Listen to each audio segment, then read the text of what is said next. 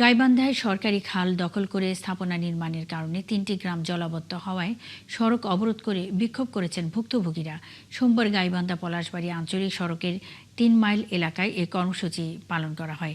এ সময় বক্তারা অভিযোগ করেন, খালের পানি প্রবাহ বন্ধ হয়ে বল্লমছড় ইউনিয়নের কোমরপুর, মধুপুর ও ইসলামপুর গ্রামে জলাবদ্ধতা সৃষ্টি হয়েছে। এতে ওই এলাকার রাস্তাঘাট পানির নিচে তলিয়ে গেছে। চলাফেরা সহ সার্বিক কাজ ব্যাহত হচ্ছে। কিন্তু জলাবদ্ধতা নিরসনে কোনো ব্যবস্থা নেওয়া হচ্ছে না। বাধ্য হয়ে বিক্ষোভে নেমেছেন তারা। এদিকে এই কর্মসূচির কারণে পলাশবাড়ী গাইবান্ধা সড়কে দীর্ঘ যানজটের সৃষ্টি হয়। পরে স্থানীয় জনপ্রতিনিধি ও প্রশাসন পানি নিষ্কাশনের ব্যবস্থা নেওয়ার আশ্বাস দিলে তারা অবরোধ তুলে নেন। গ্রামের বাড়ি ঘর দুয়ার মেলা ডুবে গেছে পানির কারণে। স্কুলের এখান থেকে পাইপ দিয়েছে, পাইপে পানি উৎসাহ হচ্ছে না, এই জন্য এলাকার লোক উদ্ধার নিচ্ছে। মেম্বার চেয়ারম্যান অনেকদিন থেকে বলা হচ্ছে, এরা কোনো বা পাইপ গুরুত্ব দেয় না, বা পানিটা যে পার করবে সেগুলো তারা ব্যবস্থা করতেছে না। ফসল জমি ডুবে যাচ্ছে, কোনোবার ঘরে আমরা ফসল নিয়ে যেতে পারি না।